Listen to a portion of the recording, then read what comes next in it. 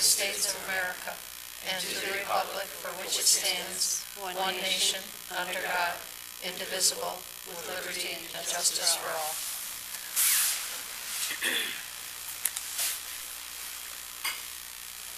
The first item on our agenda this evening is public comment number 1, and we do have a number of people signed up this evening, so I would ask that in accordance with our policy, please try to keep your comments to between 3 and 5 minutes. The first person we have is Tima Iqbal.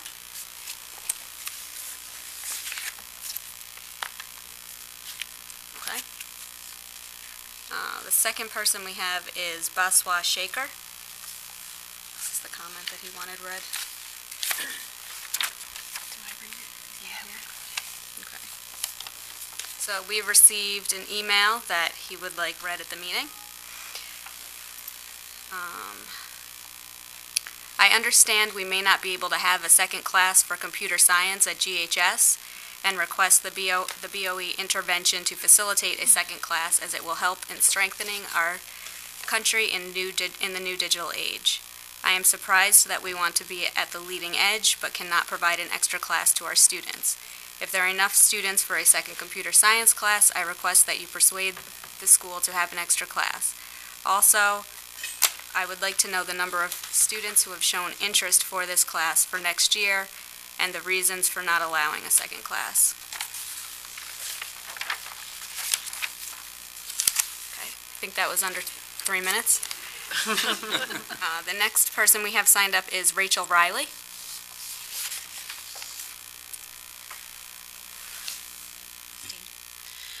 I want to thank you for the opportunity to address the board tonight. My name is Rachel Riley, and tonight I come before you as the concerned parent of a Pine Bush 4th grader. I'm here to ask that the board please assign one of the 5 unassigned FTEs for next year to the Pine Bush 5th grade for the 2018-2019 school year. As you are all aware, the projected class size for our 3 sections right now is 75 or 25 students apiece. Our current Pine Bush 4th grade classrooms are a wonderful demonstration of the benefits of the Guilderland inclusion practices. My daughter's class alone has 4 students with special needs, one of whom has a full-time aide in the class. And in general, this has been an incredibly positive experience for her and most of the students in the class. However, because of the sheer number of students in the class, paired with the diverse needs within the classroom, there's been a significant effect on the ability of the teachers to implement the curriculum the way they would like to for the children. The Guilderland teachers are doing an incredible job adapting the curriculum that's been provided to all of the different needs of the students. But as to give an example of what we've been seeing, 2 years ago, my older daughter had the same teacher my younger daughter has now. But her classroom experience was completely different. This particular teacher used very unique methods, original methods, and ways to engage the students. For instance, she used the Olympics when they were coming through as ways to teach math, and she had all these incredibly creative things. None of those things have been possible for my current daughter. My daughter's getting a great education, and she's having a wonderful experience with the kids in her class, but she is not getting the same type of experience because there are so many children in her class that the teacher is spending the majority of her time just trying to keep management of the classroom. 2 4th graders have asked me to share their thoughts with you. One couldn't be here and one was too scared. One of them was my daughter, who couldn't be here. And what she asked me to say was, class is okay, but it gets noisy when student A and B, whose names I won't share, talk a lot. And my teacher has to stop teaching and tell them to listen. And sometimes it's hard for me to get back to work. The second student, who was too nervous to come and talk to you tonight, her name is Kate McMahon, and she is also a 4th grader at Pine Bush. And she asked me to say, we don't get enough attention, and even when we raise our hand, we don't get to speak, because the teacher has to spend more time controlling the class. Her mother, Kristen, added to that, I have to add that I think it's really important for Kate to have a chance to speak. She's quiet at school, and her 3rd grade teacher worked very hard last year to get her to speak up and share her ideas. So the fact that she's trying but doesn't feel like she's getting the opportunity to is very important. Fifth grade is a pivotal year for our students. All of the grades, of course, are important, but these kids are being prepared to move into the middle school at Farnsworth. And making sure that they are set for that transition is a challenge in and of itself for a teacher who has a diverse group of students with different needs, and the BOCES students that are pushing in at the same time. The board has been incredibly dedicated to our children and to our teachers, and I thank you for that. I would just ask you to please continue to put the needs of the students first by putting one of these 5 teachers into Pine Bush for the 5th grade next year and reducing our class sizes from 25 to 18 or 19 so that the teachers can go back to spreading the curriculum according to the needs of the students instead of just doing their classroom management. And thank you for the opportunity to bring this to the board. Thank you, Rachel. Next, we have Nicole Michael. Hi, my name is Nicole Michael. I'm a parent of a first grader at GES, as well as an incoming 2018-19 kindergartner. I wrote to the board last week about my concerns over the possibility of an elimination of a kindergarten and 3rd grade section. Tonight, I want to specifically address my concerns over the possible elimination of a kindergarten section, because not only am I a parent of 2 young children, but I'm also an educator. I've been a reading specialist in a high-needs elementary school for the past 11 years and see firsthand how crucial small class sizes are, especially in the lower grades. Kindergarten is such a unique and crucial year for our students. There's always a large range of students' prior experiences, from the one who has gone to preschool and pre-K to the one whose first experience of school is walking into the classroom that first day. Kindergarten teachers have the difficult task of not having much prior knowledge of these students, as well as trying to make a balanced classroom where all students' needs are met. Last year, my daughter was in a classroom with 22 students. She had an amazing teacher that worked very hard to meet all the needs of her students, which I'm sure was a daunting task. This year, her class is only 17 students because it was decided to add a 5th section of 1st grade this year, which I'm extremely grateful for. I admire that Guilderland School District saw these large class sizes as a problem and found a solution to it by adding an additional section in 1st grade. Next year, the projected enrollment in kindergarten is 23 students per class. That is with going back to the original 4 sections of kindergarten. I am confused and discouraged with this decision. Is it not creating the same problems of large class sizes and struggling to meet the needs of all students? What is the plan when enrollment increases from 23? Quickly and haphazardly adding a 5th section and creating class on a whim? Wouldn't it be better to have that 5th section already in place so teachers and admin can take the time to make balanced and effective classrooms? Also, I think the population of GES should be considered when looking across the district to determine where sections should be added. Given what is considered equal, shouldn't be what is considered fair. GES is a very diverse population. Unique to GES is our high ELL population, as well as transient students and our lower economic status students. Approximately 18% of our population are English language learners. This population needs more support in place to be successful. I strongly recommend keeping the 5th section of kindergarten at GES in order to meet the needs of all of these students. Please put our students first and do not increase our class sizes at GES. Thank you. Thank you. Next, we have Nikki Coleman. Good evening. As a parent of a current 3rd grader as well as an incoming kindergartner, I want to express my concern over proposals to increase class sizes at GES. This is my 3rd grade daughter's first year at GES, as she previously attended Westmere. In both schools, she always had class sizes with 21 or less students. There is no doubt in my mind that these smaller classes, in addition to excellent teachers, staff, and administration, has contributed to her overall success and love of school. I also firmly believe that the smaller class size contributed to a smooth transition to a new elementary school. I'm disheartened to think that my son, who will be entering kindergarten in the fall, might face larger classes and a potentially chaotic introduction to elementary school. With an increase in class size as well as proposals to reduce the number of hours per day that teaching assistants are available, how will the academic, social, and safety needs of our youngest learners be met? The district has a proven track record of adding sections when classes become too large. As a parent, I have always been thankful that the district recognized and valued smaller classes and would like to see this continued through the 2018-2019 school year. I recently received the annual parent letter from our school principal outlining the placement process for the upcoming school year.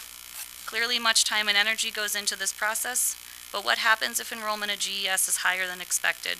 If classes are already set to larger numbers, how will our children be assigned to their classrooms and teachers then? Will the same considerations be taken into those placements? Meeting budget constraints while maintaining the high standards that the district has in place is, I'm sure, an arduous and complex task. However, I urge you to look for other ways to reduce costs other than increasing class sizes for our youngest learners. Thank you for the time. Thank you. And next we have Allison Bergen. Bergen. I'm not going to talk about class size, but they've all had good points. I'm a mother of three daughters. Each is in a different school level. My youngest is at Westmere, my middle daughter is at Farnsworth, and my oldest is in the high school. I have been in the Guilderland district for 20 years. I'm a nurse. I fought to stay in the district. I got divorced, and it was financially difficult for me, but I maintained it. I'm very happy with the district. I just want to commend you and thank you all for doing such a good job with the district. I feel fortunate to be a member. And I'm sorry if I get emotional, because this is very emotional for me. As I was at work today, I was notified by another nurse that her husband was notified that there's school shooters going on in different schools, or there's threats of school shooters. I was told by Molly, my oldest, who's 15, that there is a Guilderland police officer in the high school, but there's not one in Farnsworth and there's not one in Westmere, and I know there's not one in any other elementary schools. What happened in Maryland today, I just, as parents and concerned people, teachers and staff, I think we all have to unite and come together. I'm going to be a part of the Mothers Against Guns. I've spoken with our Congressman Paul Tonko personally, and I just really fear getting that phone call. So what I'm proposing is that a police officer should be in each school. One police officer in each school in Guilderland. And I know it takes money, and I know it takes, it's going to change the schools, but I think today, after representing what happened in Maryland, and what happened was there was a police officer in the school. The child, 16-year-old boy, came into the school with a gun. He started firing. He critically injured a girl who's still on life support, and the boy who is doing okay. The police officer shot and killed the 16-year-old boy. He's dead. But he also protected at least 50 to 100 students from being killed today. Because he was called a safe officer. Because that safe officer was in that school, it is not a Columbine. It is not a Florida massacre. It is 2 kids, unfortunately, that were injured. I strongly feel that as legislation is passed, that as a district we come together and decide safety for our children. I don't think guns are the answer. I am an anti-gun person. But what I think is the answer is safety for our children. Putting a police officer in every single school in Guilderland. That's all I have to say. Thank you. Okay, the next item on our agenda this evening, we have a program report, Engaged Learning Initiatives. Damien?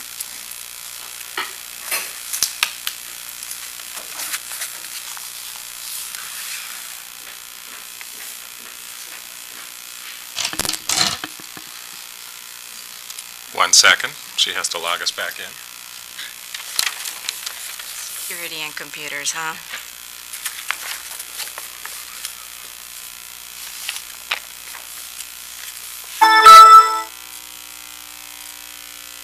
All right. This is Natalia Lemoyne, if you don't know Natalia. She's our coordinator for instructional technology. So she and I will be tag teaming this evening to share with you some exciting updates about our Engaged Learning Initiative, which many of you may know as the one-to-one plan that we are engaging in at grades 5 through 12. So we have some updates for you. We're going to share some information with you. This plan has been in place for quite a while, and many of you know that this is tied to our Smart Schools investment plan. The Smart Schools plan, which I'll talk about now, or actually in just a moment. Let me jump to that. The Smart Schools plan was really the impetus, I would say, for this work, and just to bring you up to speed with that, that was part of the 2015 enacted budget for New York State. It was a referendum that went out to voters, and with that referendum, Guilderland was awarded $2.1 million roughly to improve technology infrastructure, connectivity, use of instructional technologies, as well as high-tech security equipment. The work was basically started with a stakeholder group that got together back in, well, it was really the 2015-2016 school year. And the stakeholder group came up with a series of initiatives or efforts that they hope to engage and utilize the funds for those things. So a few of those are highlighted on the right side there, and you'll see the one-to-one is in bold because that will be the focus of this evening's presentation. We have some upgrades that will go to our digital broadcast systems, particularly at Farnsworth. We have some advanced technologies that are within our plan. We have some upgrades to our high-tech security equipment, many of which have already been completed for us. If you go to the left bulleted list, you'll see down in the very bottom, we wait, and we wait a little bit longer, and I don't say that jokingly.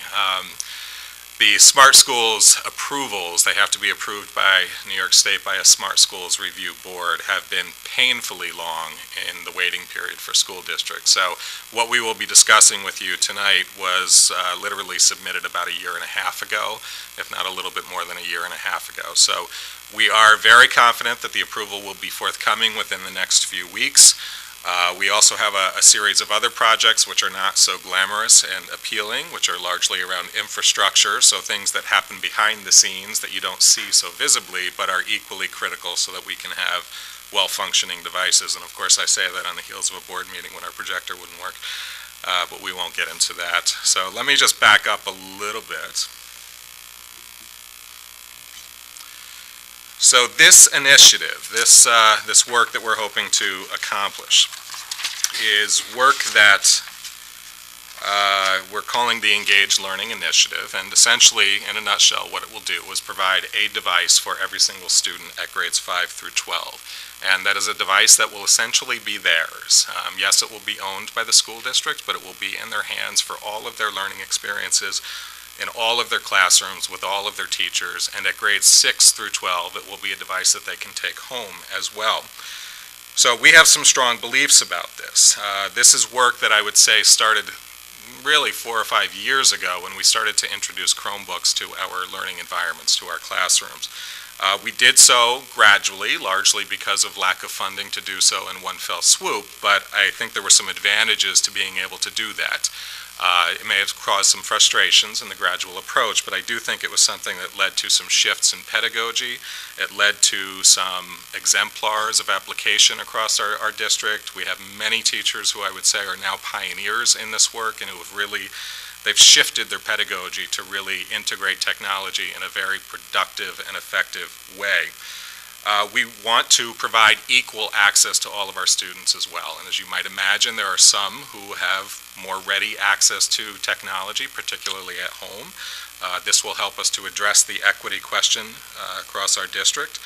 But we're really looking forward to expanding the learning opportunities, and very much in connection to our mission and to our vision. We see this as an opportunity for us to really embolden students to be creative and to be communicators and collaborators, to connect and connect globally. And again, all of this connects back to our district's mission statement. So some of the program goals that we have: ubiquitous access is definitely a key here. We want this to be something that is not limited to classrooms that just happen to have the good fortune of having a cart in their classroom. We want this to be something where students can access the technology at any point in their learning experience in any one of their classes, whether it be foreign language, whether it be art, math, science, you name it. Just jump ahead. There is a principal who I'm going to quote here, and I've quoted him before in previous presentations. His name is Chris Lehman, and Chris Lehman is the principal of probably one of the most innovative public high schools that I would say exists in the country. It's called the Science Leadership Academy in the city of Philadelphia. And again, it's a public high school. And he was one of the, I would say, educational leaders who really delved into this idea of providing a device to every single student. He did so years ago, really at the inception of that high school, and he was insistent that he be able to do that. His reasoning, his rationale for insisting that he be able to do that, he equated it to oxygen. He equated that to something that is not to be seen, but is essential for survival of students in a globally connected world. He saw it as an essential resource that when used well is invisible. It's ubiquitous. It's available to all learners equally. And we share this belief, and we look forward to being able to bring this idea to our schools as well. So with the resources that are available to our students and our teachers, we think we can achieve this alignment of practices, but we also think we can achieve this alignment of our practices with standards that are developed for technology integration by teachers as well as to technology skill development by students. They're called the Iste Standards, which stands for the International Society for Technology Technology in Education. This is also reflective of our digital scope and sequence, which is really the guiding curriculum information that really guides our integration of technology as well. And again, I'll say that many of our teachers have already shifted to a very digital learning environment, or a digitally supported learning environment, where they're not only using the devices for the purpose of pedagogical shifts or learning shifts, they're also using the devices for efficiencies and for routines in their classroom and for better management of their classroom. And I will lastly say that technology is a means for connection. It's a means for connection amongst peers. It's a means for connection across classrooms and schools. It's a means for connection globally as well. And we are certainly working with a globally connected group of students at this point. This mouse is not working. The mouse is not working. So I'm going to turn it over to Natalia, and she's going to talk a little bit about the why and the how of the work and where we're going to head. Thank you, Damien. All right, so why is the driving force for many teachers? Why are we in front of our students and teaching, and why do we choose to do this? Technology in the classroom must go beyond just the use of the device as a tool. And as Damien mentioned earlier, we've seen already the transformations in pedagogy, and also in dynamics in the classrooms with the integration of the effective integration of technology. It must be a means to promote future-ready learning. Students should have access to a variety of tools that match the task at hand and provide them with the opportunity to build a deeper understanding of content and ready application of skills. This is supported by our digital scope and sequence, and as mentioned earlier, it is the backbone of our instructional technology program. If our children are to grow up to make important contributions to our society, it is essential that we provide them with powerful tools and experiences across the curriculum. This will require a new culture of teaching and learning that engages students as contributors. And this is important for me to note because it is called the Engaged Learning Initiative. We want our students to be engaged and collaborate, as mentioned earlier as well. So how are we going to accomplish this? We have established some goals, and as you see on this slide, we aligned our goals with the Iste Standards, and we are intentionally focusing our professional development for teachers to use technology to move from replacing tools such as pen and paper to redefining learning experiences that are student-driven and target creativity, collaboration, critical thinking, as well as problem finding and solving, so that our students are lifelong contributors to our society. I don't know if you are aware, I'm sure you are, of our C-Cubed program at the elementary schools, and essentially is creativity, collaboration, and critical thinking program that allows students to blend in STEM and technology into their existing curriculum. It has been a successful program, and I'm very, very proud of that program, of the things that they have done, and essentially it is also reflective of our goals as a district. So I want to play this quick video. Hopefully it's not as loud as I played it earlier.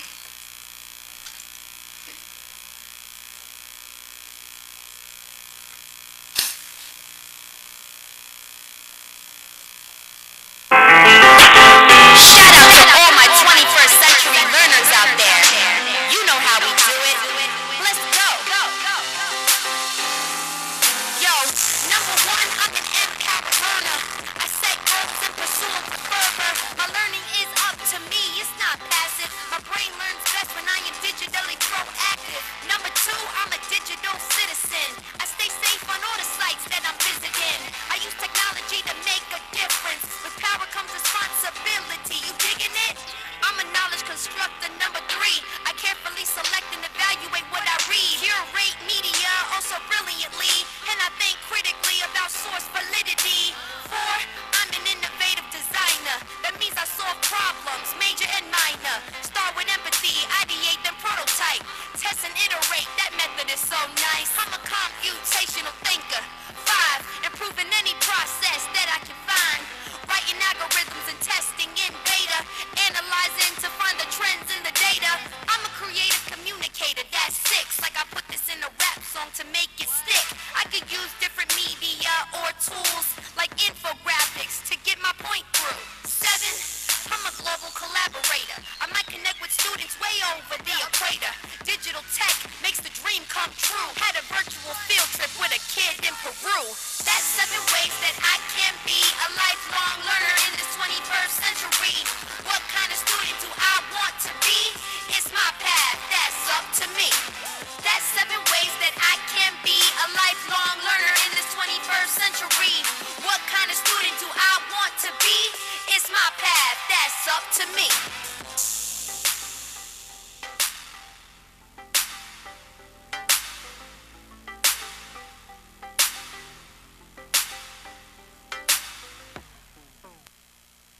Okay, so as the video showcased all these 7 goals, so you may be wondering, so how is this putting a device in the student's hand going to, help you with these goals?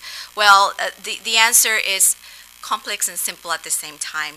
When we provide opportunities to our kids and that tool provides those opportunities, the opportunities themselves will shift the pedagogy and the delivery of instruction. So we're hoping that with this model, we address these goals and we help our students to be successful learners of our 21st century. So let's see if this goes. I guess it's not. So I just put in here, this is an infographic of the standards for educators and standards for students. Again, our program is based on these standards, and the professional development that I offer alongside with the technology liaisons is based on these core goals and standards. So let's talk about some support for teachers and staff. So we will offer a menu of options for teachers to get trained in the use of Google Apps and Chromebooks. I personally believe that training should be tailored and it should be just in time for our teachers. And I personally believe that offering a variety of tools and a variety of ways for them to get trained is essential for a successful program. These training sessions are aligned with the Iste Standards, as mentioned earlier, and their content aligns with the Google Certified Educator Level 1 certification, which, by the way, I've launched the program for certified educators this past summer, and so far we've had 63 teachers already certified, and I am really happy for those teachers, and I've seen the change in pedagogy and in the methodologies that they're using in the classrooms. In addition to the training offered by our technology liaisons and myself and colleagues during collegial inquiry and PD Wednesday sessions, the GCSD Tech Department has launched a series of weekly webinars that teachers can join live or they can access the recorded version, and this is called the Virtual Training Hub, and it's located in our educational technology website. After completing the assignment from the webinar, teachers can obtain credits. And during the summer months, we are planning to offer half-day training sessions focused on pedagogy supported by Google Apps and Chromebooks. These sessions aligned with Google Certified Educator Level 1 Fundamentals Training. And we want to provide our teachers with training that allows them to continue their certification process after the summer sessions. So essentially, they would have completed half of their training, and if they choose to continue the certification process, there is an online course that I run that they can join to continue their certification. And we have some PD offerings in here. I'm not going to click onto that unless you want me to. And then I created this infographic about our current app usage. And you can see our vision for the technology program. And you can see all of the apps that we've been using. This is just our last 6 months, just so you know. We've been using Google Apps for the past 4 years now, right? But this is just the usage for the last 6 months, and those are the amount of the number of devices that we currently have. As you can see, we have 3,894 Chromebooks that are being managed and used by our students and staff.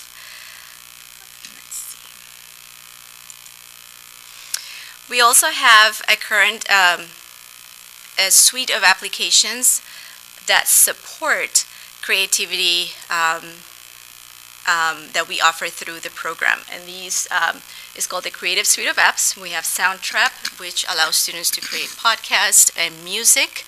And we have Explain Everything that allows students and teachers to, as the name says, explain everything in a whiteboard type of thing. And then we have WeVideo, which allows students to create their own movies and videos. I linked the digital literacy scope and sequence if you want to see it, but essentially, as I mentioned earlier, is the backbone of our instruction in our programs. And over to you.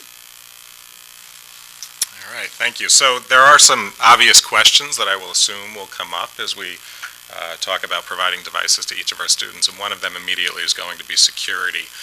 Security around data, security around information, security around access to websites, et cetera, et cetera. There are some real advantages to the Google Apps for Education program in that we are able to manage quite significantly what students are able to access and what they can utilize on the back end. It's different than wide open Google. So just to be clear, Google Apps for Education is not the same thing as Google. It's secured within a district-owned domain. So when you see guilderlandschools.net, that is our district domain. So all of our data and everything that is under our Google Apps for Education falls within that specific domain. So it's not something that's out, on the World Wide Web as a typical Google application or site. With that, we are also going to introduce another program that's called Securely. Again, students at grades 6 through 12 will actually be able to take their devices home so they can continue their work with their own devices. With Securely, we are able to extend many of the applications and the filters and the securities that we have within district to wherever they go with that particular device. It is a district-managed device. It is one where the security and the restrictions are maintained just as they are within the district, which falls well within the legal compliance regulations that we have as a school district.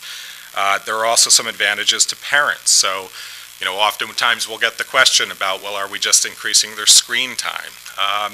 Hopefully not. And if we are doing that, then we're simply doing that. We're extending their screen time. The purpose of this is not to provide another screen to students who are already completely saturated with screens. They're looking at screens constantly, whether it be their phone or video games or TV, what have you. The purpose of this is to extend that learning environment and to keep them connected back to the learning that they experience within the school. So I'll give you just a little bit of a timeline, a progression of how we've come to this point now. Natalia mentioned that it was about 4 years ago that we became fully implemented under a Google Apps for Education platform, and that is very true. The initial work, I would say the backbone of the work, including obtaining the domain, began well before that. It actually began in 2009, hard to believe, but around 2012 was when we started to transition into the Google Apps for Education platform.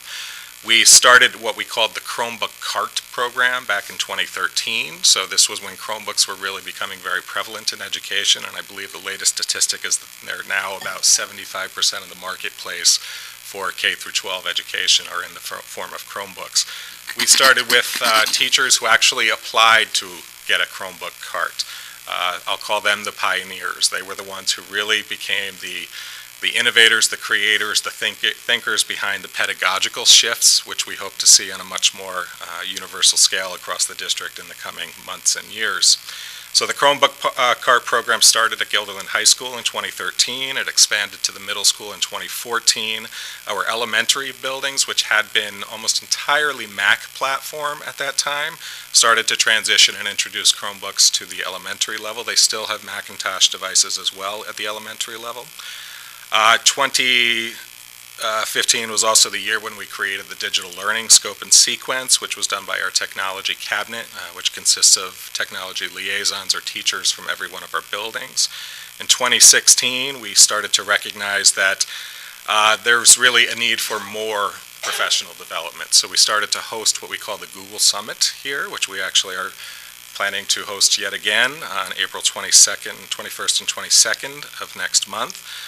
So we had some additional opportunities. Each year we've been able to send between 40 and 50 teachers to this summit, which is provided to the region. It brings in really some incredible internationally known experts and presenters to our teachers within the district.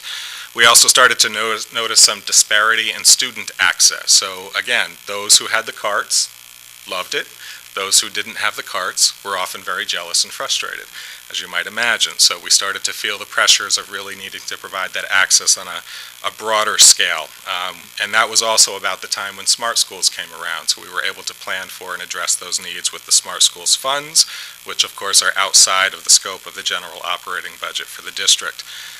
So 2017, again, the tipping point, I would say, for 2017, where we really started to also recognize that from a financial perspective, what we had been doing for hardware aging replacement plans was being, to some extent, consumed by where we were going with Chromebooks, largely because of the price point being significantly lower with Chromebooks, but also because those devices are something that are now mobile, and we don't have to rely on a traditional standalone computer lab any longer. We're actually now able to bring the technologies into the classroom setting and into the learning environments.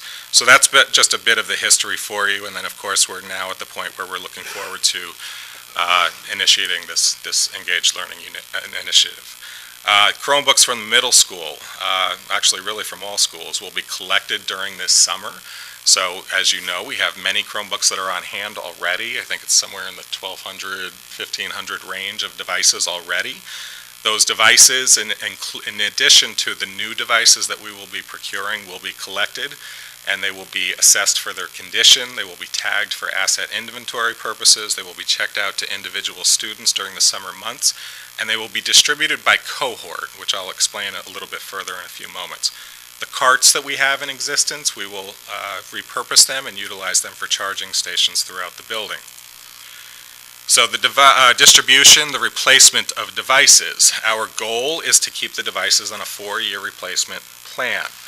So if you can just envision, starting at 5th grade, our 5th grade students will get the newest devices, so those devices that we purchase in the coming months. The purpose of that is to have those immediately on that 4-year replacement plan.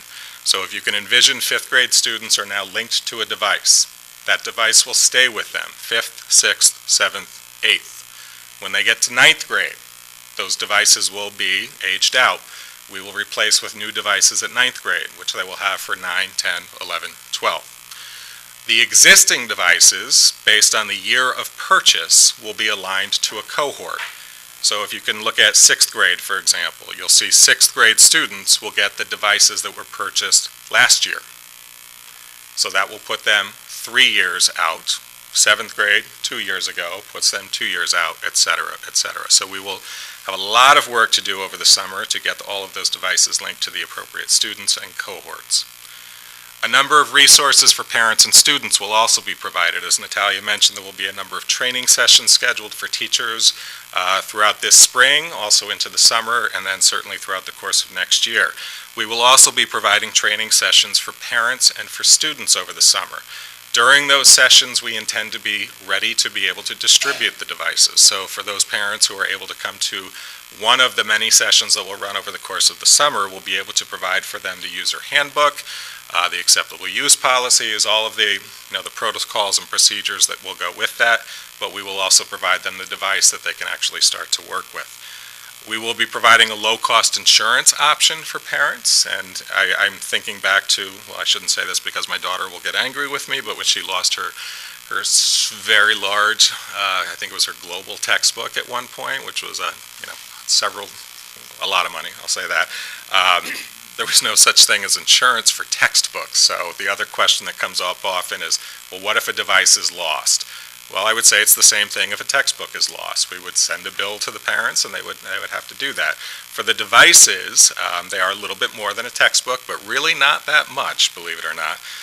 We will provide a low-cost insurance option which will run between $25 and $30 per year, which will be a full replacement for that device.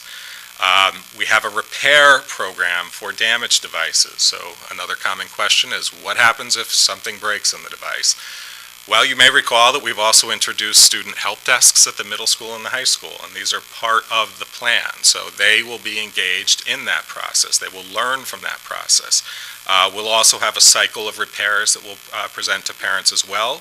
So, for example, the first repair will not be of any charge whatsoever. Our technicians are ready for them. We have the equipment. We have these supplies to be able to do that. The 4-year replacement cycle, I've already mentioned that to you, and also we will have optional cases that parents can consider as well. So in a nutshell, that's kind of where we're going at this point. There are a number of people who have been behind the scenes working extremely hard to prepare for this moment. Natalia being really a key player. She's obviously at the forefront of the instructional piece and the teaching and the learning.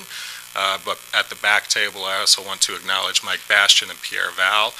Mike is our coordinator for data and for information, but he's also been integral in the planning process. And then Pierre Val is a person that if you don't see him, it's probably a good thing. He's the person who maintains our networks and our infrastructure.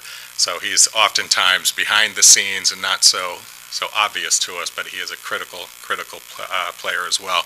And then just all of the teachers who have participated, whether it be the stakeholder group or technology cabinet, administrators. Mike Laster was going to be here tonight to present as well, but unfortunately he had a conflict, but he's extremely excited to get going. He's been waiting for a long time. So in a nutshell, that is where we are headed with our Engaged Learning Initiative. But we're open to any questions that you might have. Seema? I have a couple questions. So all the students will have it then, like in the high school, let's say, in middle school. So does that mean all teachers are expected to use them? So I know like some are really, they use a lot of technology in their classroom, but I'm just thinking of the ones that don't. Are they going to have to make that like cultural shift in their class to start doing this too? So yeah, I mean, I'll give you kind of a non-one-to-one answer to that question. The use of technology, it's our scope and sequence that it really applies to every teacher. I mean, we want the technology skill development to be applicable and integrated really regardless of discipline or subject area, but we want that to be a part of their learning experience. So even prior to the one-to-one, I think that's something that is really a general expectation that students have that exposure, those experiences, whether it be developing keyboarding skills or research skills. Those are critical skills for students in today's world. So from that perspective, that's not really dependent on the one-to-one. But I'll go back to what I said previously, that the gradual immersion of our teachers to the Chromebook environment was something that I think in the long run is going to serve us well. And I say that because there was time for teachers to really develop their skills and share their skills. We had many opportunities, whether it be with Natalia and the cohort of teachers. We have 63 teachers who have now earned their certification. There have been numerous collegial inquiry sessions at the middle school, for example. We've done a lot to really just get people's comfort level up. Is it something where we're going to be requiring every teacher to use the devices every day? No. no. But I do think, and I forget where we were last week, but someone was sharing, the visioning session, I think. Someone shared with us that the students are actually starting to expect it. They want to see it. They want that environment. They want the efficiencies of the learning platforms. So I do think there's going to be a little bit of that pressure from students. It's not something that's going to be mandated per se, but I do think teachers recognize that, you know, we have a large number of teachers who are really adept with the technology now, and that's changing their experience, and they want to use that, and they want to see that. I don't know if you want to add to that at all? Yeah, I just wanted to add that it's talking specifically about the device, the Chromebook device. It's essentially, it runs the Chrome browser.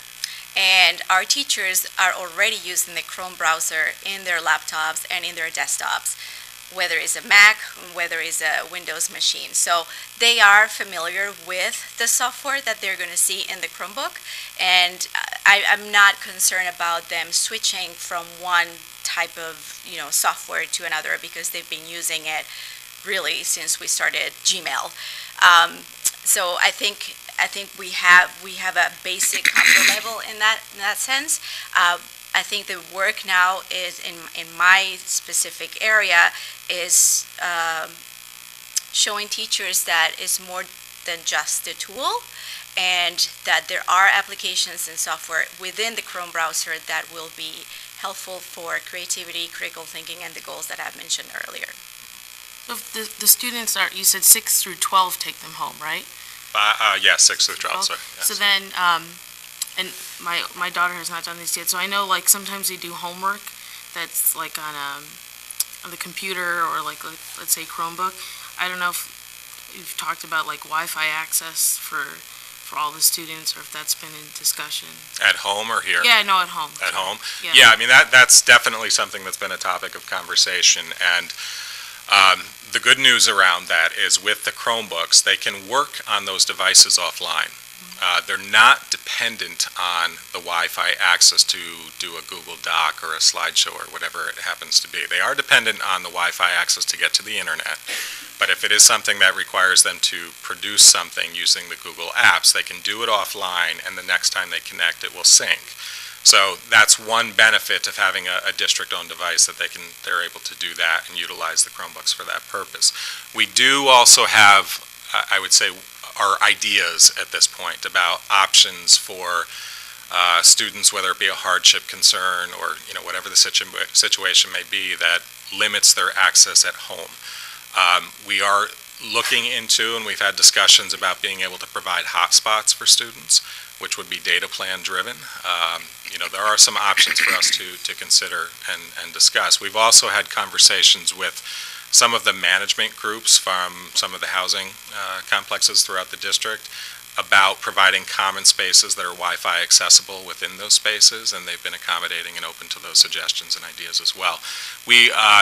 Leading up to it and preparing the plans for this, we've consulted with a number of districts who have already initiated a one-to-one program, and as you would imagine, every district encounters those cases, and it's obviously a challenge, but there are solutions to those challenges that we certainly hope to be able to provide to the extent that we possibly can.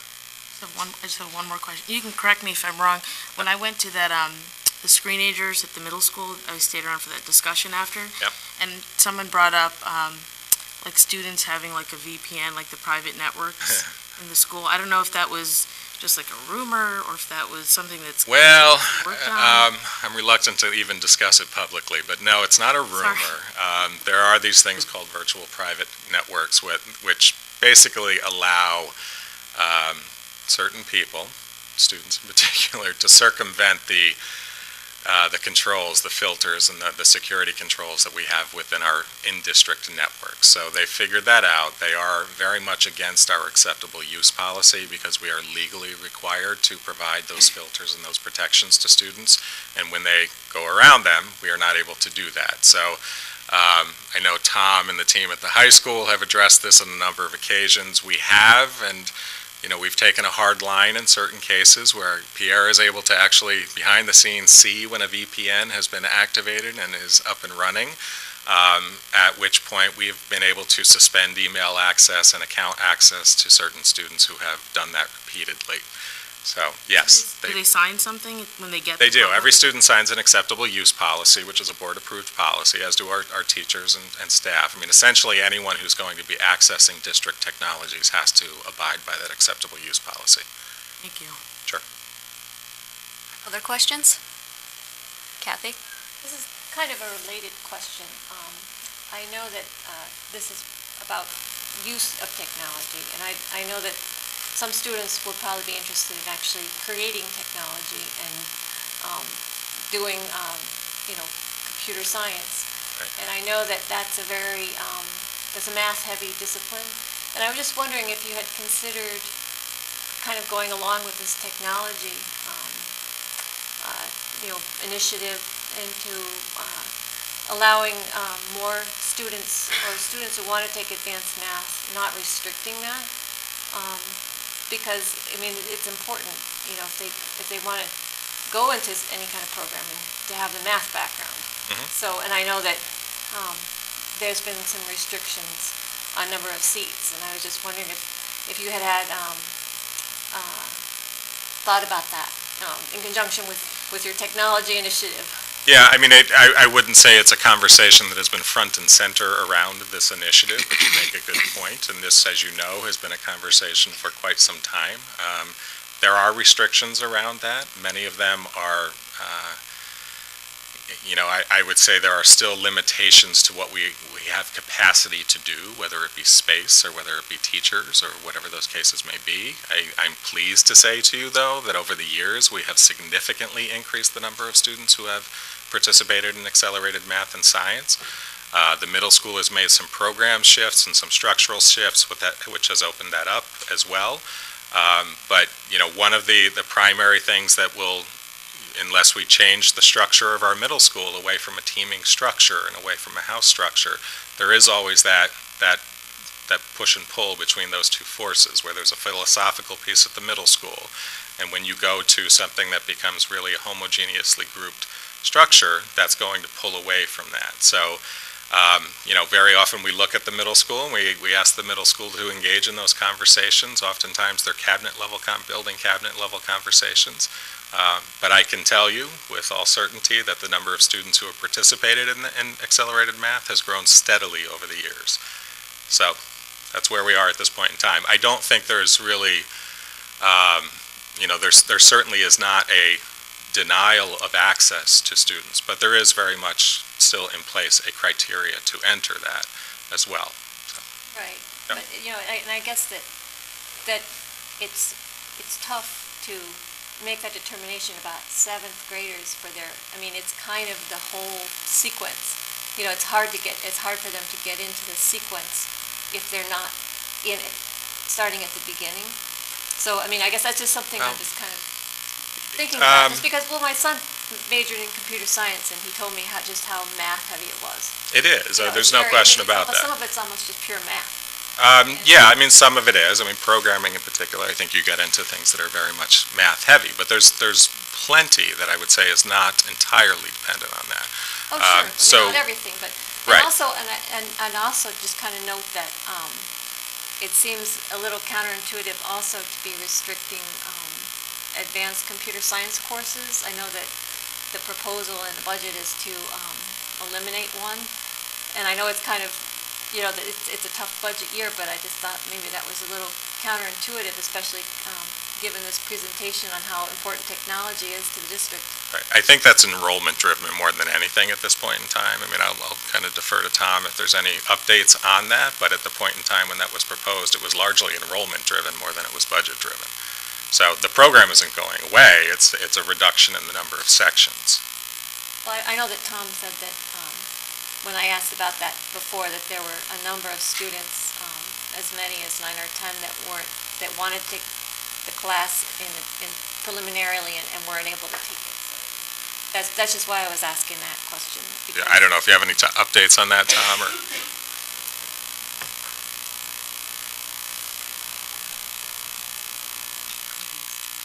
Again, it's not a reduction any of us would want to make, but one of the reasons we did that, and it was about 9. When you run conflicts later on, it's probably going to be more like 6 or 7 students.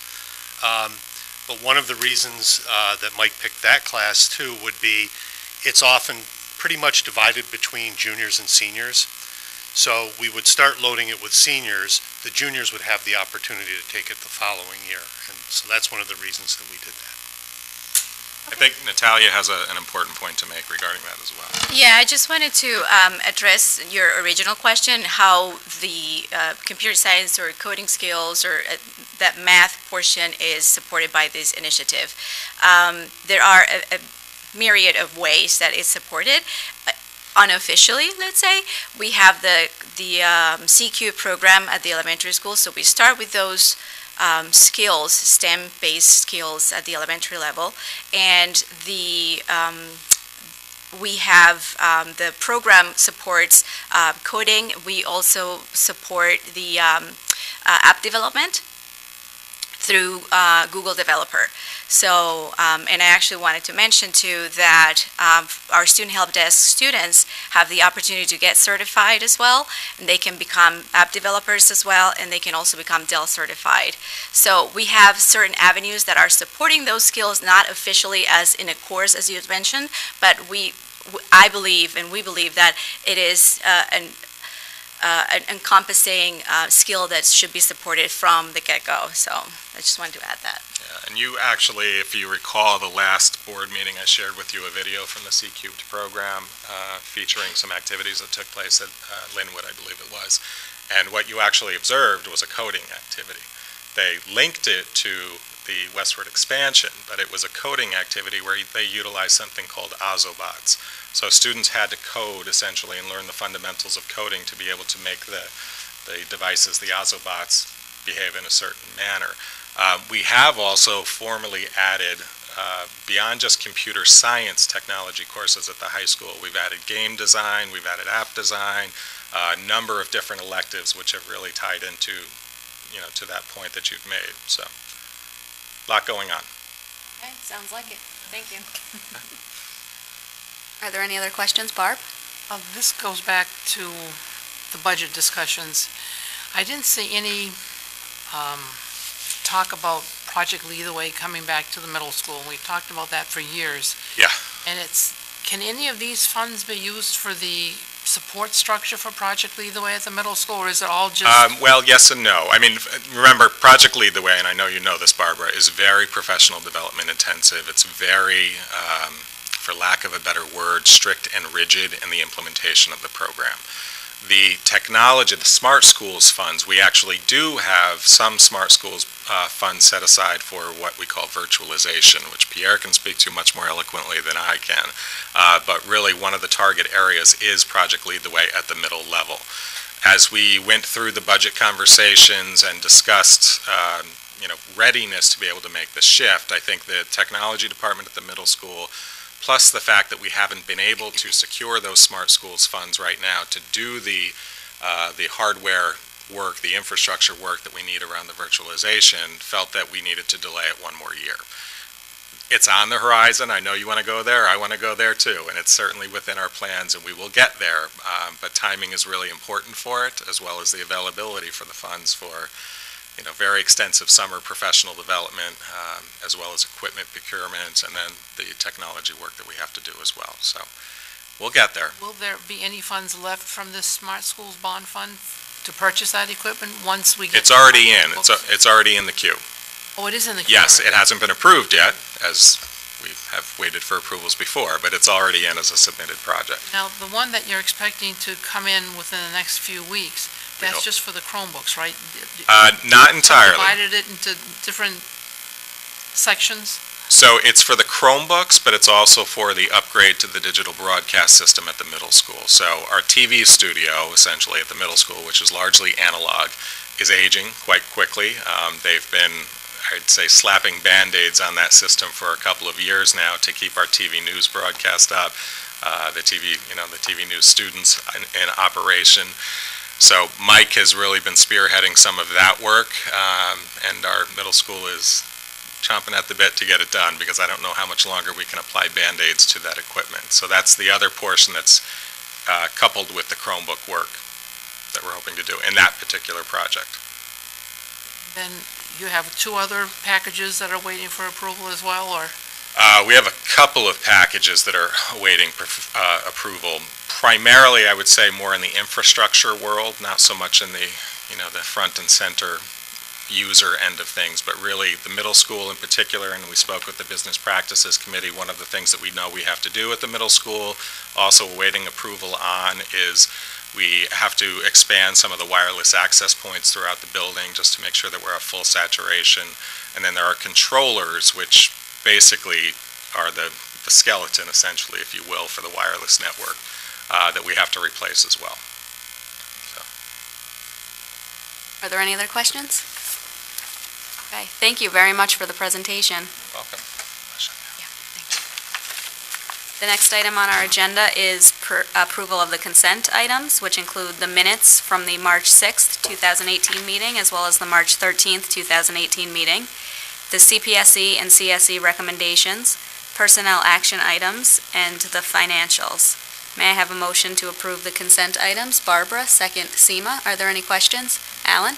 Could we defer talking about the financials to talk about them and include them when so that we can kind of all encompass the financials with the budget update, so we can get an update on maybe some of the questions that I had at last week's budget workshop and questions? We can certainly defer it, or we can also discuss it then. You want to wait to approve it until after we have that conversation? I'm all right with discussing it afterwards. I just don't know if the protocol means that we can't discuss it after we've approved it. That's what I'm concerned about. I guess we can defer it until you're talking about during Marie's section where she provides right, that. Right, I'm assuming we're going to get some updates as to what's going on with the budget, and when I read through the financial statements, again, there's some updates in there that show that over last month, the encumbrances have gone up considerably. Okay, or we can move that discussion piece up front and talk about it now and then approve the consent items. I don't care when we do it, I just want to make sure we talk about it. Why don't we do all the budget stuff together? That's what I was suggesting. All right, so I guess all those in favor of approving the consent items, including the minutes, CPSE and CSE recommendations, and the personnel action items, say aye. Aye. Opposed? Passes 9-0. And we will come back to the financials. And now we move down to information items. Damien, back to you. All right, back at it. Somewhat of a related topic. I'm very thrilled to share with you that recently Guilderland High School's competitive VEX robotics team, called the Dutchman Robotics, attended the Northern New York State VEX Championships in Syracuse, New York. The team competed with their qualified robot under the designation of Team 5501A. They performed well in the qualifying matches, going to the second half of the competition, ranked 4th in their division out of 33 teams. They also gave an enthusiastic and well-received presentation to the VEX judging team and found time to enter the Driver Skills Challenge. They formed an alliance with a second-seeded team and competed together for the remainder of the competition. In the elimination rounds, the Dutchmen won their quarterfinal and moved on to the semifinals. They unfortunately lost to the third-seeded team, who went on to win the entire competition. The Dutchmen finished in 5th out of 65 overall and 3rd in their division. Their accomplishments were a fitting end to their 2017-18 robotics season. The Dutchmen have gone to the state championships in each of the 3 years that they have been competing. Last year, they placed 4th at the state championship. The Dutchmen look forward to the 2018-19 season, which will literally begin in the 3rd week of April.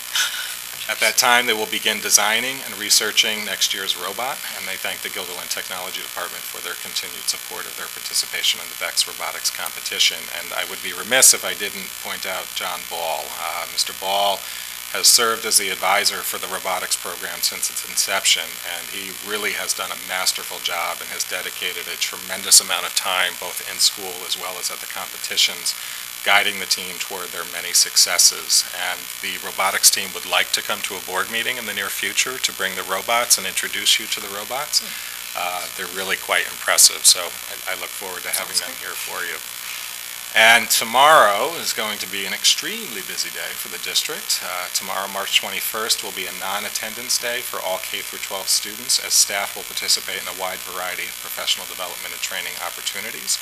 For all of our instructional staff, a keynote presentation featuring Dr. Richard Vilya will kick off the day. Dr. Vilya is a former teacher, principal, and district administrator who has conducted a wealth of research and authored about 20 books, actually, focused on inclusive school practices, co-teaching, differentiated instruction, etc. He will also be working directly with our high school co-teachers and will then spend the afternoon facilitating some sessions at Farnsworth Middle School.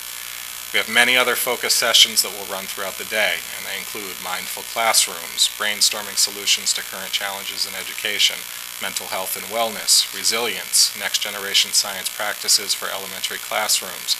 Our grade 5 maturity unit has been updated, so we'll be doing some walkthrough with the grade 5 teachers. We have a State Education Department review of graduation pathways and options for our high school students. We have an elementary reading roundtable session. We have technology integration sessions. We have numerous subject and department-specific collaborations and curriculum review sessions as well. Several training opportunities are also directly linked to school safety and security protocols.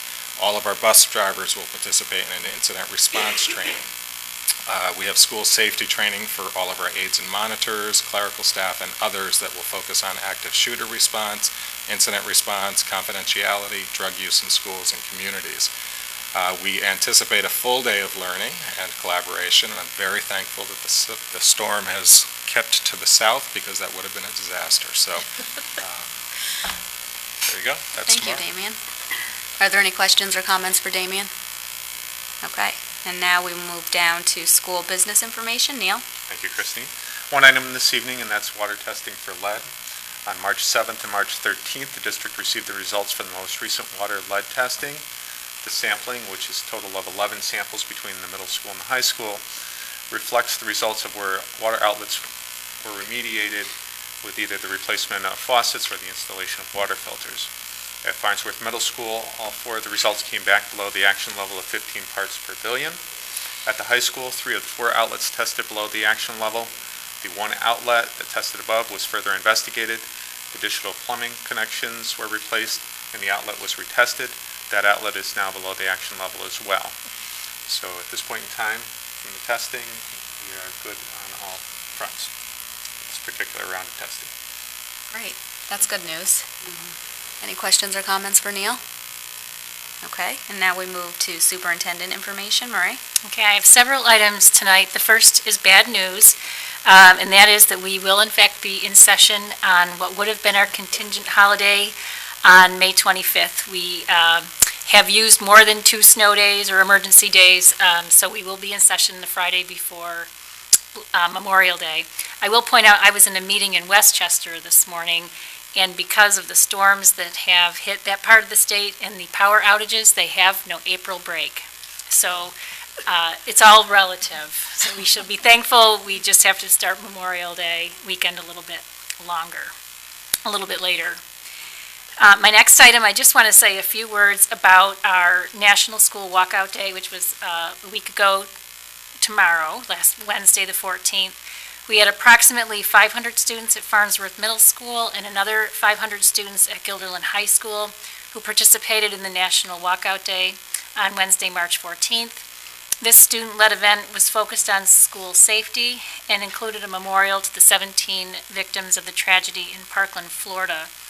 Both events went very smoothly thanks to careful planning by our student groups in consultation with their faculty advisors and school leaders.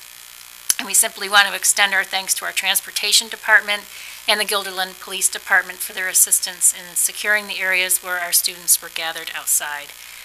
The memorials were quite moving. We had some beautiful photos and some video of them, which I shared on Friday. And I just want to congratulate our student leaders for a very meaningful event. We started a few minutes late this evening because we were in round 2 of our interviews for our next high school principal. Those happened today and wrapped up about 6:45 this evening.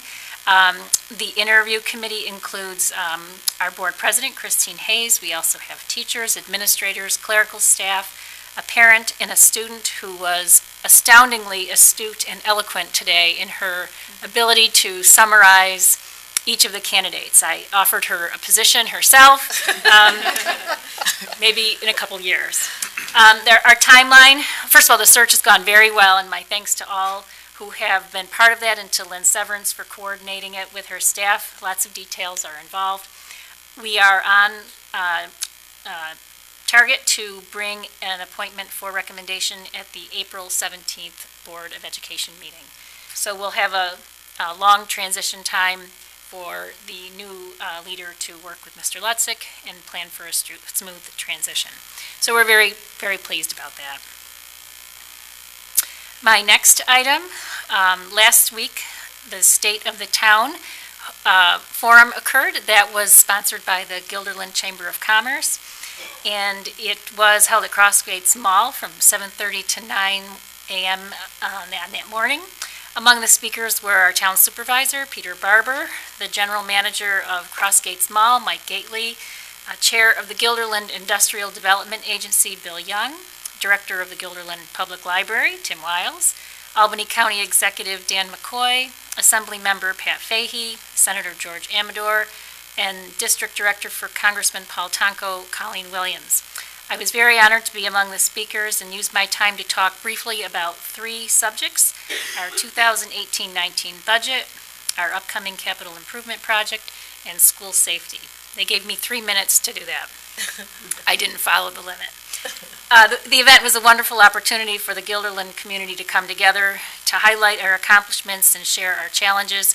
It was very well attended, and it's a very worthwhile event. So it's annual. If you are able to come at future times, that would be wonderful. Next, last week was a very busy week. We also had our joint trustee meeting with the Guilderland Public Library. We met also on Wednesday at 6 p.m. Board members who attended on behalf of the school district were Seema Rivera, Barbara Frederico, who actually wore both hats, library and school district, Kathy Barber, and Tim Horan. Neil Sanders and Cliff Nooney were also in attendance. The agenda included an opportunity for each organization to share information about capital improvement projects that are in development. The timing of the public vote for each project was also discussed. The agenda also included a discussion of the existing memorandum of understanding between the school district and the library, and all agreed that it was time to update the document. A small team from each organization will do that work to be reviewed by both boards. Finally, the various collaborations between the district and library were discussed, including topics such as shared programming, protocols for promoting programming, use of space, and our courier, who now stops at the library one time per week to return Guilderland Public Library books that are accidentally returned to our libraries, and vice versa. So it was a very collaborative and collegial meeting. I think we made some good progress and had some good discussion about our mutual upcoming capital projects. So anyone who was there, I don't know if you want to chime in if I missed anything. Okay.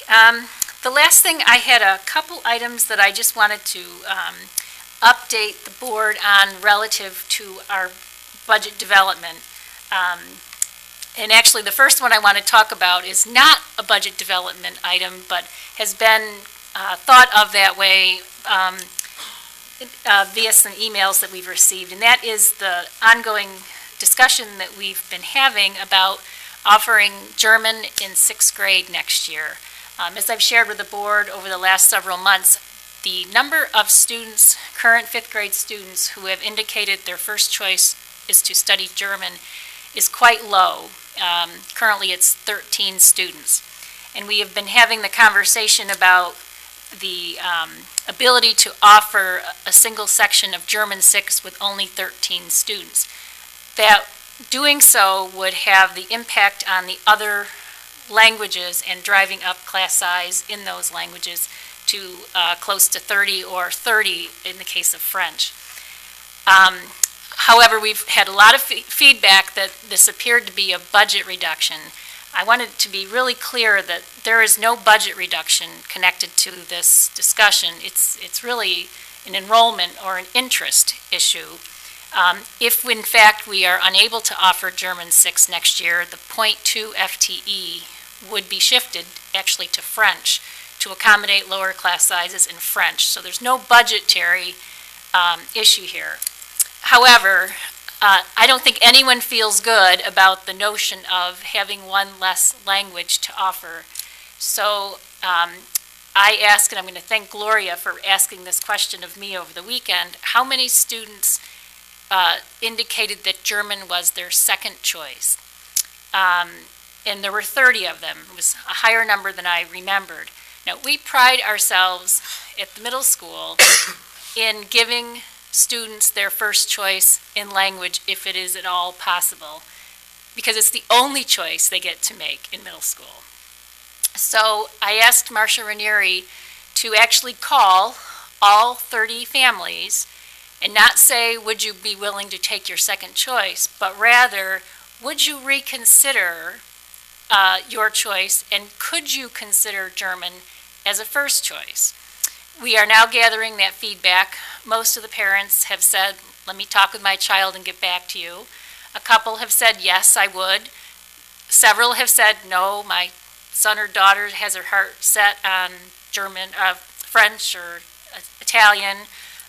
So we're going to gather that data. If in fact we get to a reasonable number to offer a section, we will. I don't have that information with me tonight, only because Marcia is still waiting to hear back from about a dozen families, and that'll make a difference. So we are doing our homework. If we can make it happen, we will. I think the message that's really important, though, is that there seems to be a dwindling interest in German in the community. And if that's what the community is telling us, that's one thing, but if we need to reach out more and generate interest, then we need to turn to our language department and say, you know, we need to build some interest. So, what about the higher grade levels? Didn't you say those numbers were also small? They're very low. We have 4 students in German 5, 17 in German 4, and I don't remember what the numbers of German 2 are, but they're low. And I think the worrisome piece we have is that we started with, and I wish Marcia were here because I don't know if it's 24 or 27 students who are now dwindled to the 4 in the high school. So the pathway seems to narrow. So it's on our radar, but I wanted to be really clear that this is not a budgetary issue. This seems to be a reflection of interest. Alan? So like, if you look at the other classes like Spanish, Italian, and French, what do their numbers look like if you do the slope when they start to go down? Everything goes, as you get to German 5, 6, the numbers do, trail off, but they're still they're significantly higher in the other languages. With the exception of Italian, there are only 4 students in Italian 5 now, too. But Spanish numbers are very strong. French numbers are kind of a mixed bag, but they're not as strong as they used to be. Italian at the middle school is standing room only. And I think that reflects our community. We have a lot of families with Italian heritage who are interested in learning the language. So. No, I just was curious, how German stacked up against the other languages when it's in the high school. So it's still the 4th language. Yes, yes. The second topic I want to talk about is reading. As I indicated in our presentation back on March 6th, we have some requests from our elementary principals for reading FTEs that did not make it into the first draft of the budget. We are considering a proposal that did not make it into that public presentation that I want to be transparent about now, so it's not at the last minute. But we are considering reallocating the resources that are currently in a .6 administrative position at the elementary level. It's our coordinator for elementary programming and staff development. We are looking to transition that .6 into the .8 that we need for reading. It's not a done deal, but it is under consideration, as is so many of the topics that have come up as part of our budget. We're not done with it yet. We're still waiting to look at our resources. We're still looking at numbers. But we did not mention that on March 6th, and I felt it would be important, and talk with Christine about this, to at least get it in the public space to know that we are looking at an administrative reduction in the district. That's that. And my third thing, I just want to thank all the community members who have had comments about class size. We are keenly aware of how much our community values small class size. I just want to share that we wrestle mightily with how to create class sizes, trying to look at the district as a whole and having as close as possible equitable opportunities across all those sections. And I know in some of our buildings right now we have class sizes of 16 and 17, and they're loving it. But I can't guarantee we can sustain that, and I certainly can't offer it in every classroom across this district. So we need to be mindful of what we can sustain and what we can provide for all children. We currently have some of the lowest class sizes in the suburban council. If you were to compare averages, and I understand the flaw of averages, that, you know, some classes are 25 and some are 17, but that's the metric we have right now, that we are always in the bottom half or the top half, depending on how you look at it, when you compare us to the other suburban council school districts. So as much as we worry about class size, we're actually in pretty good shape. We are also the only suburban council district who has TAs in primary classrooms for 3 hours. There's only one other district that has TAs at all, and they share them across the entire kindergarten, one person in the building. So I understand, appreciate, and sympathize with the commentary that I've heard about keeping class size low, and we do everything in our power to do that. But I just wanted to give some context that we are actually, compared to the peers we compare ourselves to, we are in a pretty good spot. But I do hear, and we will use those FTEs wisely, I guarantee you. And I know this board will direct me and us to make sure we do that well. But we look at the numbers right through the process. It's only March. It's in many ways too early to know where that greatest need is going to end up being. So that's all I'll say about class size. Are there any questions for Marie? Barbara? Just as you make your budget presentation in a couple weeks from now, and you're dealing with this class size issue, for safety's sake, would you perhaps not feel more comfortable putting in one extra FTE rather than the 5, go to the 6? I'm just afraid that if all those classrooms that people have already told us about that are right on that edge need to get that teacher, then anything that happens at the high school or the middle school where you need a 0.2 or a 0.3 or whatever is going to go by the wayside. So just think about it as you look at those numbers again. You can count on Barbara every year to offer an additional unassigned FTE. And you've used them all, haven't you? I know, we always do. I honestly, that's certainly, we're always balancing out all of the other things that people are asking for. You know, and in some of the classrooms, we've actually lost some students. So some of the classrooms that we've heard about are actually below the numbers even since March 26th. So it's a moving target for certain. Just on the class sizes, when you look at the chart that was in Appendix B, how do you know, like, this is just Pine Bush because they talked about, how do you know, like, for example, in the 4th grade, which has 72 students, in 17-18, that it's going to go to 75 students? What tells us that? Or is there a census or something that we look at? Or Childbirth thing, The right? Cohort survival method is a mathematical model that looks at historical enrollments over time and the movement of students from grade level to grade level historically. So how many students in kindergarten in the preceding year actually end up in 1st grade the following year. But why would they increase? Pardon? Like this says, like this year, according to Pine Bush, in 17-18 we have 72, and next year they're going to move up and they're going to be 5th graders and they're going to grow by 3 to 75. So there's unless we got more people moving into the district, That's or what I'm we're saying. holding people back. Do we see a growth in, I guess that's my question. Do we Yeah, see a that's- growth in that catchment? Yeah, and that's what I'm trying to say, is we look at that historically. So we would look at Pine Bush, for example, we would look at the growth, or the year-to-year enrollment from kindergarten to first grade, for example, over a time period, usually typically 5 years.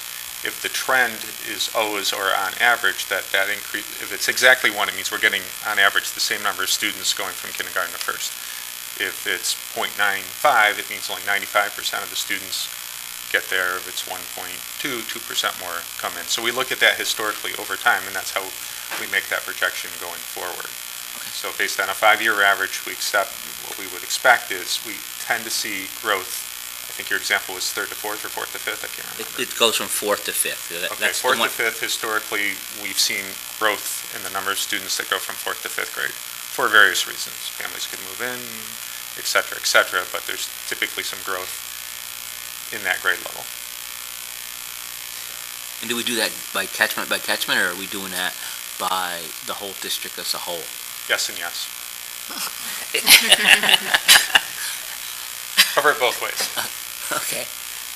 Barbara? Thank you. I just wanted to follow up with Marie's statement that, we have the lowest, probably amongst the lowest, what would you call it, classroom sizes throughout the Capital District. But I guess my only caution would be, I think one of the moms mentioned that she had the same teacher for one child and then the same teacher for another child. But having gone to the inclusion model, and with not just that, our own students, but some BOCES students coming in, it made for a complete different classroom environment with the same teacher.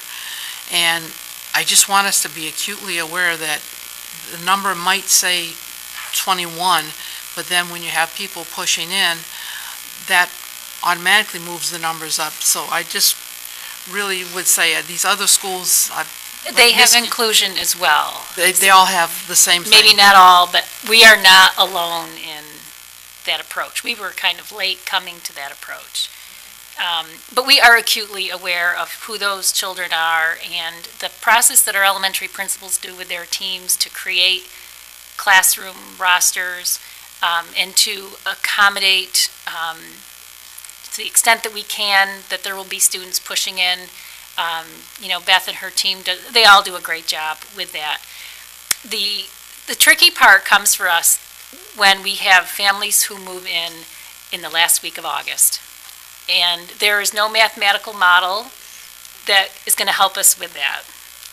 We had a lot of that last year, and they tend to know where our classrooms are, where we're at the upper limit, and that's where they need to go.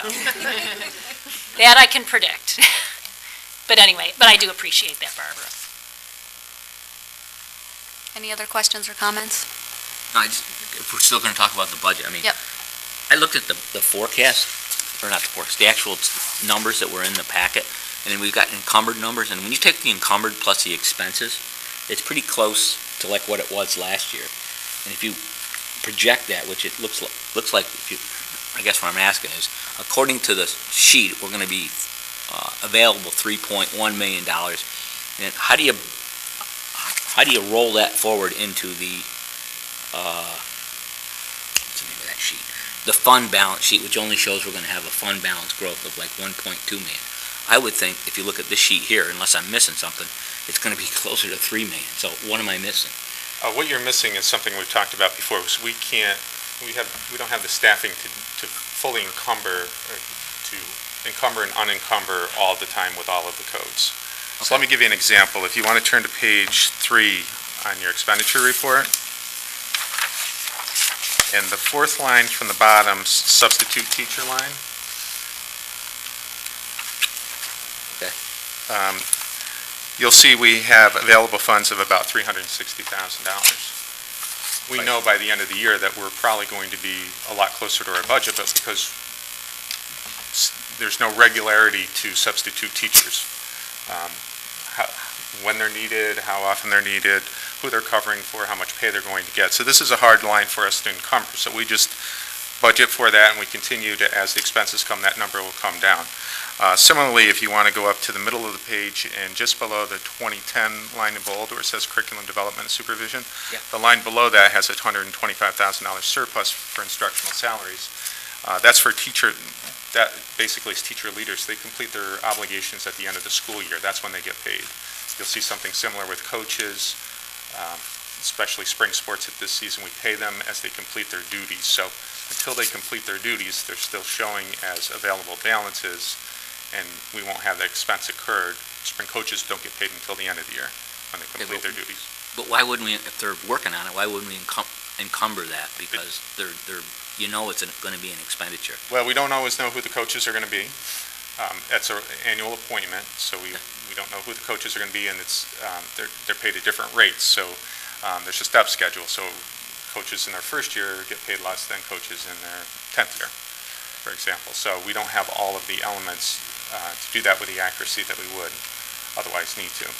Okay. So there's certain codes like that where it's more expenditure driven. As time goes on, we'll have the cost, and then those costs will end up turning into expenditure amounts by the end of the year.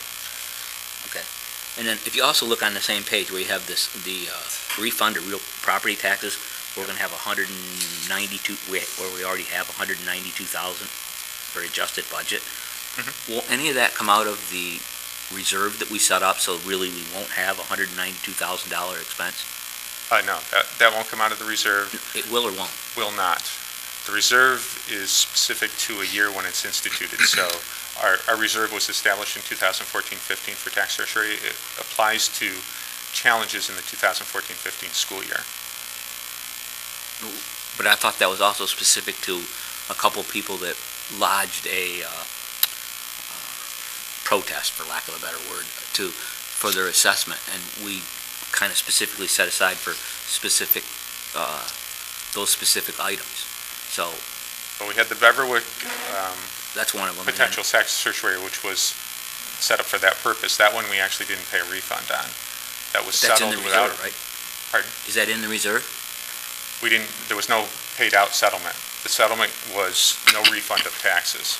It was an agreement going forward on what the assessments would be going forward. So we actually didn't pay a refund. Okay. So But actually, but when we were talking about that, did we establish a reserve for such thing?